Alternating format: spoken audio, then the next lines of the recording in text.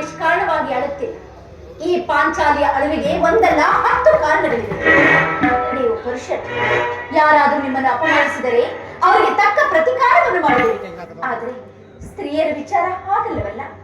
ಅನ್ನ ವಸ್ತ್ರಕ್ಕಾಗಿ ಅವರು ಮತ್ತೊಬ್ಬರನ್ನು ಆಶ್ರಯಿಸಲೇಬೇಕು. ಪರಮಾತ್ಮ, ಎಂಥ ಅಪರಾಧಿನ ಸ್ತ್ರೀ ಜಾತಿಯನ್ನು ಅದೇಕೆ ಸೃಷ್ಟಿ ಮಾಡಿದೆ ತಂದೆ? ಅದೇಕೆ ಸೃಷ್ಟಿ ಮಾಡಿದೆ? ಸ್ತ್ರೀಯರ ಪರಾಧೀನತೆಯು ನಮ್ಮ ಸಮಾಜದ ನಿಯಮ. ಭಗವಾನ್ ಸ್ವರೂಪರಾದ ಆ ಋಷಿಗಳ ಆಜ್ಞೆ. ಋಷಿಗಳ ಆಜ್ಞೆ. ಕೈ ಹಿಡಿದ ಪತ್ನಿಯನ್ನು ದೂತ್ಯದಲ್ಲಿ ಪಡವಾಗಿಟ್ಟು ಸೋಲುವಂತೆ ಆ ನಿಮ್ಮ ಋಷಿಗಳ ಆಜ್ಞೆ ಮಾಡಿದರಲ್ಲವೇ? ಪತಿಗಳು ಪತಿಗಳು ತಪಸ್ಸು ಪಡೆಯಬೇಕು. ಅಣ್ಣ ಒಂದು ದಿನದ ಅವಿವೇಕತೆಯಿಂದಾದ ಈ ನಿಂದನೆಯು ನಮ್ಮನ್ನು ಸಾಡುವ ತನಕ ಬಿಟ್ಟಿಲ್ಲ. ಪ್ರಿಯತಮೆ, ಅಣ್ಣನ ಅಪರಾಧಗಳನ್ನು ಕ್ಷಮಿಸುವಂತೆ ನಾನು ನಿನ್ನಲ್ಲಿ ಎಷ್ಟೋ ಸಾರಿ ಬೇಡಿಕೊಂಡಿಲ್ಲವೇ? ಆದಿಗೂ ಆದಿ ಹೋಯಿತು, ಅದನ್ನು ಮರೆತು ಬಿಡು. ಈ ದಿನ ನೀನೇಕೆ ಹೀಗಾಗಿರಬೇಕು? ಅದನ್ನು ನನ್ನನ್ನು ತಿಳಿಸಬಾರದೇನೋ? ತಿಳಿಸುವೆನು, ಆದರೆ ಅದರಿಂದಾಗುವ ಪ್ರಯೋಜನವಾದರೂ ಏನು? ಎಷ್ಟೇ ಆದರೂ ತಾವು ಅಣ್ಣನ ಆಜ್ಞಾಧಾರಕರಲ್ಲವೇ? ಮಾತು ಈಗ ನಾನು ದಾರ ಆಜ್ಞಾಧಾರಕರಲ್ಲ. ಹಾಗಾದ್ರೆ ಹೇಳುತ್ತೇನೆ ಕೇಳಿ. ಈ ದಿನ ಹಸ್ತಿನಾಂಬೆಯ ಮಂದಿರಕ್ಕೆ ದೇವಿ ದರ್ಶನಕ್ಕಿಂತ ಹೋಗಿದ್ದರು. ಅಲ್ಲಿಗೆ ಆ ದುರ್ಯೋಧನ ಪತ್ನಿ ಭಾನುಮತಿಯು ಬಂದಿದ್ದಳು. ಆಕೆ ನನ್ನನ್ನು ನೋಡಿ ನಕ್ಕು, ಇನ್ನೇನು ನಿನ್ನ ಪತಿಗಳ ವಾಸಕ್ಕಾಗಿ 5 ಗ್ರಾಮಗಳನ್ನು ಕೇಳಲು ದೂತರನ್ನು ಕಳಿಸಿದ್ದಾರೆ. ಇನ್ನೇನು ಸಂಧಿ ಆಗುವುದು. ಆಗ ನಾನು ಈ ನಿನ್ನ ಬಿಚ್ಚಿದ ಮುಡಿಯನ್ನು ಕಟ್ಟುವೆಯಾ ಎಂದು ಕೇಳಿ ಅಪಹಾಸ್ಯ ಮಾಡಿ ನಕ್ಕಳು. ಸ್ವಾಮಿ, ಏನು ಹೇಳಿದ ಪಾಂಚಾಲಿ? ಪುನಃ ದುರ್ಯೋಧನನೇ ಸಂಧಿಗೆ ಪ್ರಯತ್ನ. ನನ್ನ ಉದ್ದೇಶವು ನಿಶ್ಚಯವಾಯಿತು. ಯಾರು ನಮ್ಮಣ್ಣನಾದ ಶ್ರೀಕೃಷ್ಣ ಪರಮಾತ್ಮನು ಏನು ಗೋಪಿಕಾಂಗನ ವ್ಯತ್ಯಾಸದಲ್ಲಿ ಮಕ್ಕಳಾದ ಆಯದ ಬಗ್ಗೆ ಯುದ್ಧವನ್ನು ಮಾಡುವುದು ಸಹಜ. ಹಂಸನನ್ನು ಗೋರಕಿನಿಂದಾದರೆ ಈಗಾಗಬಹುದು ನಾವು ಮೊದಲೇ ಭಾವಿಸಿದರು. ಅದು ಆಗಿರಲ ಪಾಂಚಾಲಿ. ಆ ಭಾನುಮತಿಗೆ ಏನೆಂಬುದಾಗಿ ಉತ್ತರವನ್ನು ಕೊಟ್ಟೆ? ಪ್ರಶ್ನೆಗೆ ಸರಿಯಾದ ಉತ್ತರವನ್ನೇ ಕೊಟ್ಟೆ. ಏನೆಂದು ಕೇಳೆ ಭಾನುಮತಿ, ನಿನ್ನ ಕಟ್ಟಿದ ಮುಡಿಯನ್ನು ಬಿಡಿಸುವವರೆಗೂ ನನ್ನ ಬಿಚ್ಚಿದ ಮುಡಿಯನ್ನು ಕಟ್ಟುವುದಿಲ್ಲ ಎಂದು. ಚಮತ್ಕಾರವಾದ ಉತ್ತರವನ್ನೇ ಕೊಟ್ಟೆ. ನೀನು ನಮ್ಮ ಸಂಬಂಧದ ಮಾತುಗಳಲ್ಲಿ ನಿನ್ನ ಚತುರತೆಯನ್ನು ಮುಗಿಸಿದ್ದೆ ಎಂದು ಭಾವಿಸಿದ್ದರು. ಪ್ರಾಣೇಶ್ವರ, ಪ್ರಾಣವಲ್ಲಪ್ಪ, ಪ್ರಾಣಕಾಂತ.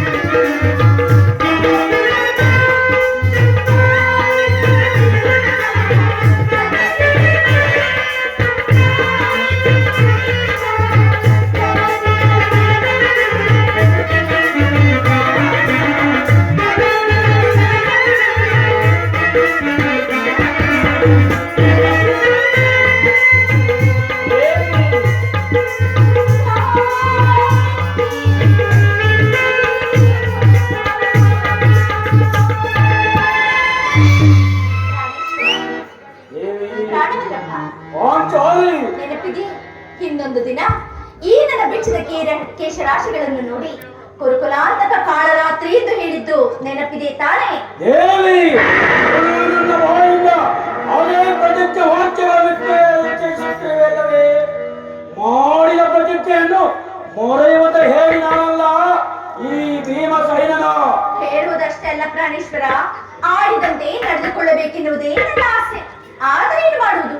ಎಷ್ಟೇ ಆದರೂ ತಾವು ಅಣ್ಣನ ಆಜ್ಞಾ ಪಾತ್ರಲ್ಲವೇ? ನನ್ನನ್ನು ಕೇಳಿದ ಬೇಡ ವಾಂಚಾಲಿ.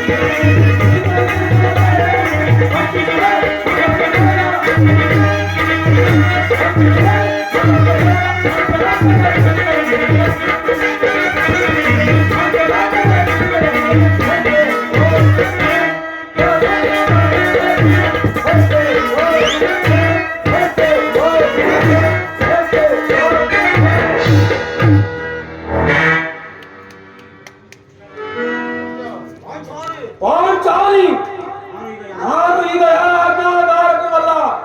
ಶಾಂತಿಯನ್ನು ಬಯಸುವರು ಸಂಧಿಯ ಪ್ರಸ್ತಾಪದಲ್ಲಿ ತೊಡಗಲಿ. ನಾನು ಮಾತ್ರ ಯುದ್ಧವನ್ನು ಹಾತುರದಿಂದ ಶಿವನು ಧರ್ಮ ಪಾರಾಯಣ ಯುಧಿಷ್ಠಿರ ದುರ್ಯೋಧನ ಕ್ಷಮಿಸಬಹುದು. ಆದರೆ ಇದು ಸಲ